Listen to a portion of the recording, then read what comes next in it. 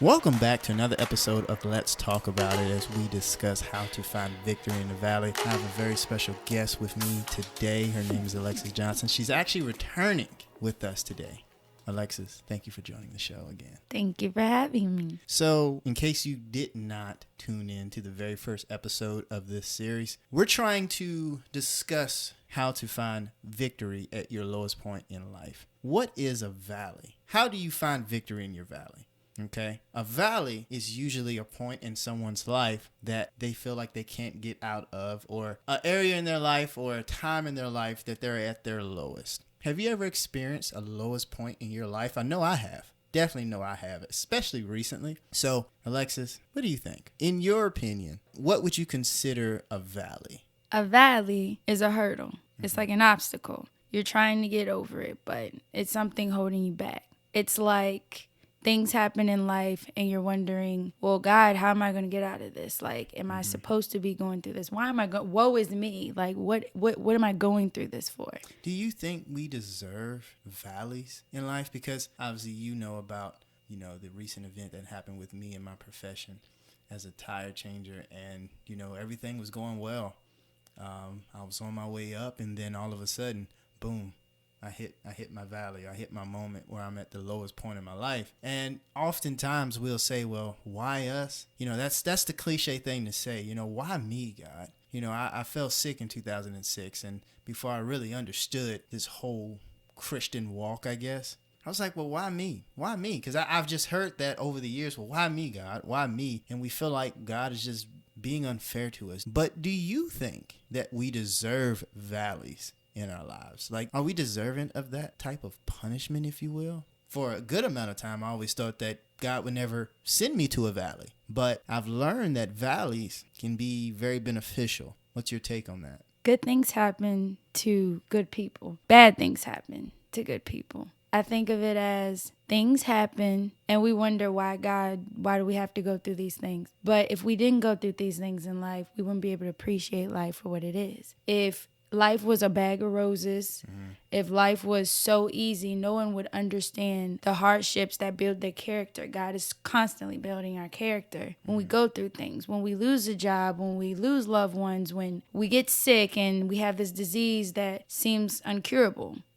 it's because God is building our character. It's not because he hates us, because he's punishing us. No, it's to strengthen us from that next battle. Or simply to say, well, my God did this. This is why I serve him. Makes sense? It makes sense. But do you think we still deserve it, though? I don't think it's about if we deserve it or not, because God is going to allow anything to happen to us if it's in his plan, if it's in his will. Right. And, I always tell people, especially my mother, God always teaches. He much rather show us and teach us the easy way, if you will, without any resistance or any type of punishment. But most times we don't get it, I guess. We don't catch the easy take, if you will. And we end up going down that hard road. But he doesn't do it, like you mentioned, he doesn't do it really to hinder us, make us feel bad. I mean, it's all for a positive purpose at the end of the day. Well, you right? got to think about the people in the Bible, like Job. He lost everything, right? But he still trusted God. Right. Even his wife was like, curse God and die, and he wouldn't do that. Like, you got to think about it. This man was going through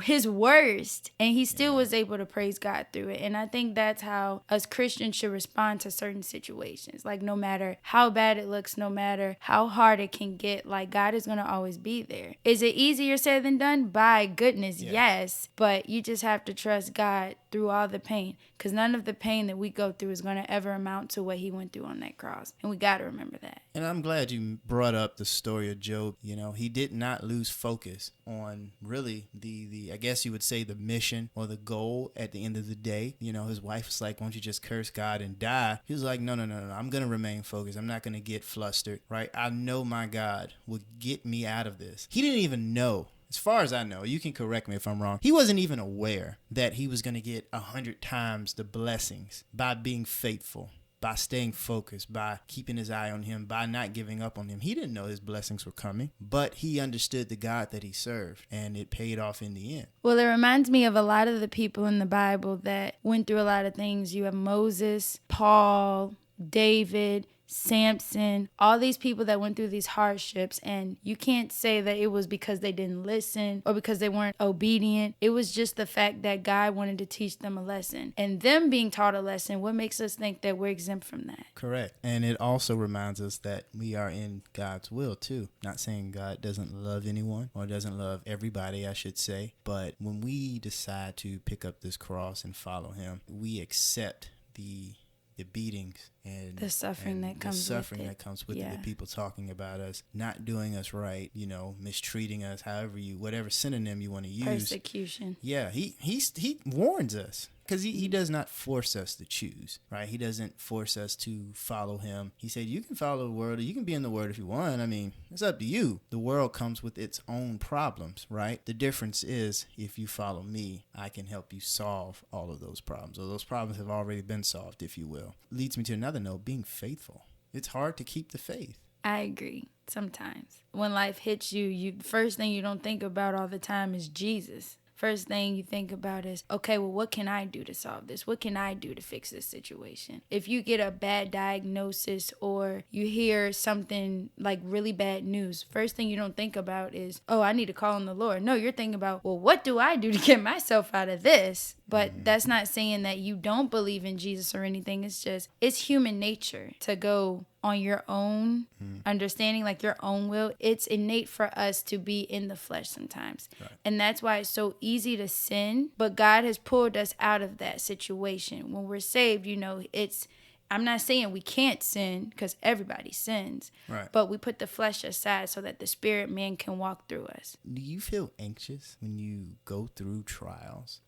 Have you ever, look, I'm just going to be honest. There's been moments where I felt like drifting away. I felt like when I hit these trials just to say, well, flip. I mean, these people here who don't even serve God, who don't even know him, who doesn't even want to know him, right? They're prospering. They're doing amazing. I'm going out of my way to represent you, and it just seems like I'm getting nowhere. That's almost made me jump ship, just being honest with you. In your opinion, why do you think it's not good to be anxious and jump ship on him? When you're anxious, you're almost capable of doing anything. Yeah. And when you're anxious, you're not in the right mindset. Yeah. So those folks out there that like to cheat, who have cheated, think about it. It could have been something at the root. Those guys stealing, people stealing, right? I know I've stolen answers off of a test before. Was that because I didn't have faith in him? These are all fundamentals. Having faith, not losing focus, right? These are just only two of the fundamentals that can help you get to your blessing, get out of the valley. But if you allow anxiety to take over, it can allow you to dabble in things that you never thought that you would end up dabbling in. Dating apps, talking to other women, lying, stealing, fornication, committing adultery, breaking commandments, creating a facade, a lie, advertising something that you do not carry. Anxiety can do all of that. I guess I'm going to let you finish answering your question. I'm sorry, I just go off on a little rant here and there, but all of this stuff is truth. They needed to hear that because a lot of people may think, well, Christians have it good. No, it's not saying we have it good. It's the fact that we know the God that can keep us through the hard times. We've seen it. All of us have seen it, whether you know it or not. Yeah. And I say all that to say, like, even though we're going through, like, it's imperative to trust God because you know there's going to be a light at the end of that tunnel, but you just have to wait for it. And it may seem like he brought you to it, but he's not going to bring you through it, but he will be there. And those are the times where it seems like he's not there, but he's right in the midst of that situation. When he's quiet, it's because he's working even when we don't see it, even when we don't feel it. The song lyrics say that, and it speaks wonders because the God that we serve is going to keep us regardless.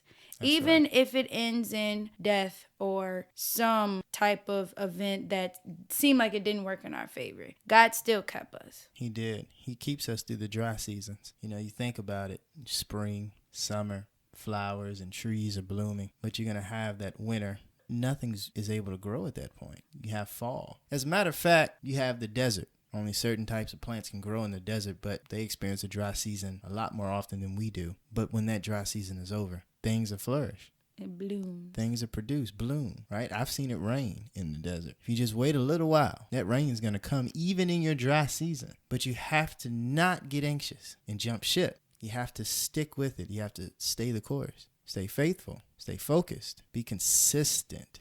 That's a big one. Consistency. Can't be up and down with God. He's not up and down with you, is he? He blesses you. He blesses us, all of us, even those out there that don't even follow him and just so happen to want to listen to this podcast. He's blessing you right now because you're breathing. You don't even know it, do you? He's consistent with us. Consistency.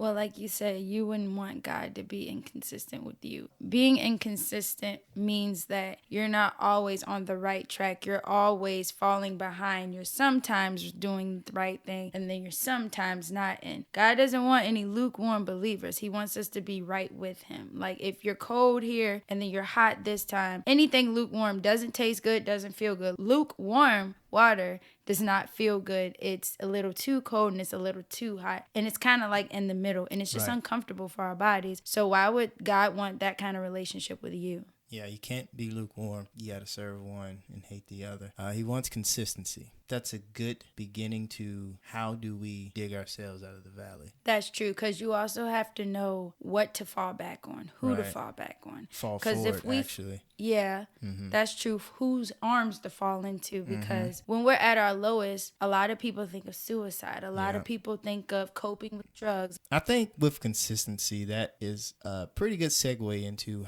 how we can find victory in the valley, how we can dig ourselves from the lowest point or dig ourselves out of the lowest point in our lives. Don't you agree? Yes. So many people need to realize that we have someone to fall back on, someone whose arms we can fall into, and that's Christ himself. And when people are at their lowest, they usually revert to coping with drugs, suicidal thoughts, sex, money, all types of different coping mechanisms that were not intended for the body of Christ. And that is why God sent his son so that we would have a comforter. He sent the Holy Spirit back to live in us so that we would have a comforter, because he knew these times are going to come. Everybody is going to suffer sometime. It may not be as bad as the other person, but just have confidence in knowing that God will get you out of it and that there's a purpose in your suffering. And remember this, Jesus put himself in the valley purposely for us, huh?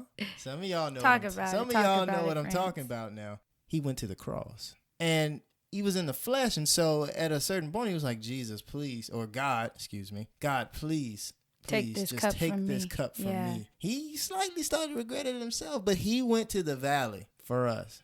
Yeah, if we knew what would happen to us, would we even take that route? Come on. Or will we try to escape it by going other ways? Like if we knew a car accident was going to happen, will we take another route just to make sure we would avoid it? And he gave us the perfect example of how we can get out of the valley. He showed us that we can get out of the valley. Another thing I wanted to touch on was the fact that when you're in the valley, fear not. Don't be afraid. There are a lot of things to gain from the valley. Valleys provide water, food, and honestly, they provide shelter. When you say the valley provides shelter, it made me think about how God could hide us. He uses that time of hiding us so that we are sheltered from any parameters that he set for us, so that we're protected. And because he's done that, it may seem like, oh God, you're not being fair. You're not letting me do this. You're not letting me get to that next step. No, he's hiding you because maybe you're not ready for that. And so he keeps you in that valley until you are ready for that battle, until you are ready for that next step. And he keeps you in that low point so he can prune you, so he can grow, so you can grow. Right. Because if you don't allow yourself to grow, then you're not going to be able to get to that next step. And that's something that'll help us to find victory, help us to dig out of the valley, being patient with him and allowing him to show us things and teach us and hide us. Another piece that you spoke on, Alexis, that really hit home for me, especially with recent circumstances, is the fact that, well, before I talk about soul ties, let's talk about diluting sin. Sin is sin. Sin will get you in the valley. My mother said something a while back, and this isn't necessarily in reference to sinning. She told me, when you stop praying, negative things can start to happen more often. And that's true because you're not equipping yourself with the spiritual weapons that you need for when warfare comes. And it's harder to fight off sin. Very much so, because you're at your weakest because you don't have God's word to fight it. Yeah. And that's something that I kind of felt myself slipping away from a little bit. Maybe you can unawareingly do things, and I think I started to slide away from praying as often as I should have, and that allowed me to make room for sin. It allowed me to be vulnerable, not having my armor of God on, my sword, my shield. And when I met face to face with sin, I faltered. If you remember early on in this podcast, me talking about homosexuality, I also mentioned that other things other than homosexuality can get you into hell just as quickly. Lying, stealing, cheating, whatever it may be. Sin is sin. You cannot dilute sin. Sin will get you in the valley, and only God can remove sin. So again, don't lose the faith. It's a fundamental. If you end up in the valley, do not lose the faith, because just like Job, you don't lose the faith, you'll come out on top times 100 every single time. Now, you have to let go of soul ties. Can you expand on that for me a little bit, Alexis? So a soul tie doesn't have to be a person. It could be anything. It could be that show you're not supposed to watch.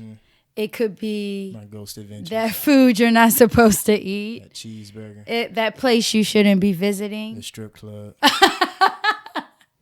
I'm just saying. Exactly. I mean, people may be thinking like, oh, they're all over the place. Well, all of these things are factors of being in the valley.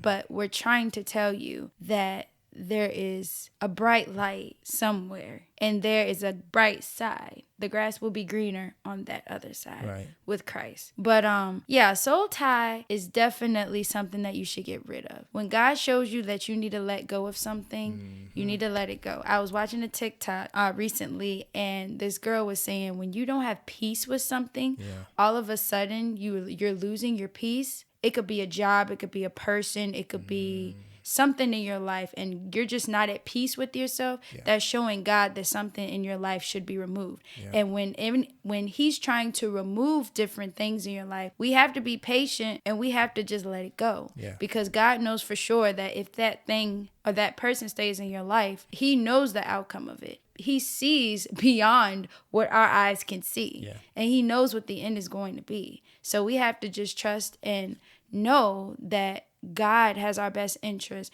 And he's not here to make us feel like we're less than or anything is not happening for us because it's unfair. God is a very fair God. He is very fair. It's a lot of things that we could be going through right now, but his grace and mercy has kept all of us. You have to let go of your old mindset, because if you still allow the old things to inhabit your spiritual home, God can't put anything new into your spiritual home. Yeah, you He can't expand it. Exactly. You can't allow God to put something new into your hand if you're holding garbage. And as Pastor Stephen Furtick said, even though if he ever hears this, we're just giving the reference out. He said that everything begins with a thought. Everything begins with a thought. You thought when you woke up this morning, I'm going to eat breakfast. It started with the thought. You thought before you go to bed at night, I need to read my Bible or I need to pray before you go to sleep. Everything begins with a thought. Now, whether you act on that thought or you counter-react on that thought, that's up to you. But everything begins with a thought. And if you don't have the right mindset, you're definitely going to stay in the valley. You're not going to get out of it.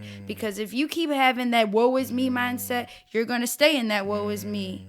But if you think about God is pruning me, God is helping me, he is doing something in the inside of me that is going to help me in the long run, then you have to know that God has got your back. You can't depend on the fact that you're hurting right now. Your feelings are going to go away. They're temporary. You can't live on the fact, it doesn't feel good. Do you think those nails felt good in this man's feet and his hands? No. I mean, and right on to that point, I mean, if you've just gotten fired, let go of it. That's a soul tie. If you have addictions, let go of it. And I know it's not easy to do. Trust me. I know addictions aren't easy to let go of. I know when you've gotten hurt, relationship through, romantic relationships or your job relationships. People let you go. People let you down. It's hard to let it go. But that's the garbage that we're talking about. Baggage, extra baggage that you don't need. That's that extra baggage that you do not need, that extra trash that isn't necessary to have. It's not going to help you.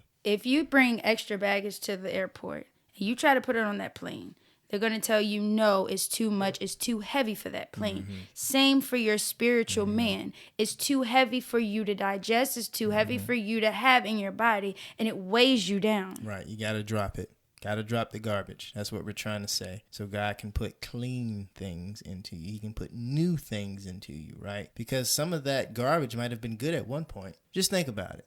You go to Burger King. You order that cheeseburger. Oh, it's so good, isn't it? But then you got to poop. Right?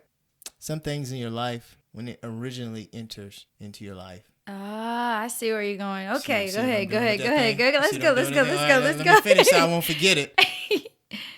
They're good things. They're new things.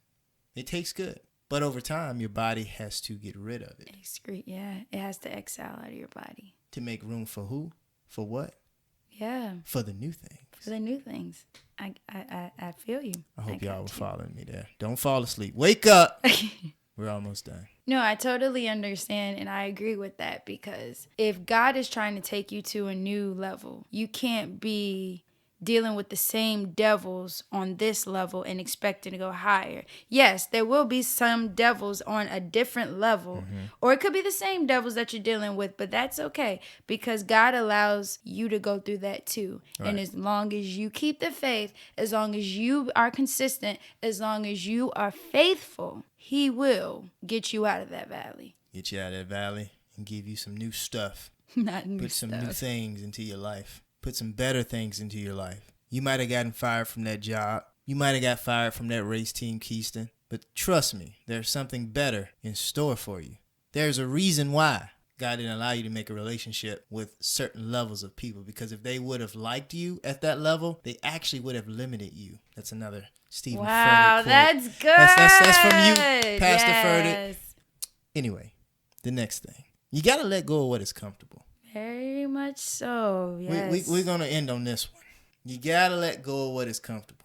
Just because it feels familiar to you, just because you're used to it, doesn't mean it's good for you. If we ate the same thing every day, it's going to eventually make us sick. Our body's going to eventually get tired of it. Well, I enjoy eating salads every day. It doesn't make me sick. But I'm just saying, like, the same thing with our spirit man. Right. Like, if we don't get out of our comfort zone, then God can't use us. We're only limited to where He can use us. And that's not fair to Him. That's why Jonah was supposed to go to Nineveh. That's why Noah had to build the ark. That's why Moses had to carry the 10 Commandments and talk to God at the burning bush and had to go to Pharaoh and be like, let my people go. Like, he had to go through all that stuff. All uncomfortable situations. All uncomfortable. Because imagine this. I know some of you out there don't like snakes. God tells Moses, you throw the stick down on the ground, it's going to turn into a serpent. I'd be looking at God like, you can't turn it into like a rabbit or something. You had to turn it into a snake.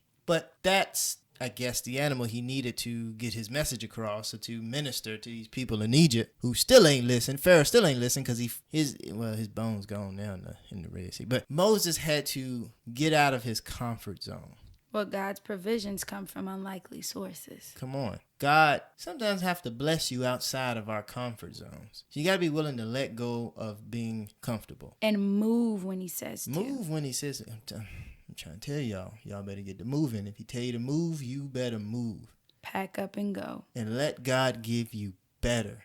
Sometimes that's the only way that He can give you better. Just to see, maybe He's just trying to see if you're willing to do it. He may not want you to move at all, but just to see, like, I'm going to see if my child trusts me that much. Maybe a test. And if you fail that test, what do you think is going to happen? Well, you're going to stay stagnant. You're going to stay in the same place. You ain't moving nowhere. But the beautiful thing about God is He'll come right on back and try again. He will not give up on you, no matter how many times you've given up on Him. No matter how many times you fall. He will not give up on you. When you're in the valley, when you're at the lowest point in your life, go back to what we talked to, if you remember at the beginning of this episode. Keep the faith. Don't give up on Him. Stay focused. He could have you in the valley to accomplish a mission. You lose focus, you never accomplish the mission. I've been on jobs that I did not like. But I said, Lord, you got me on a mission.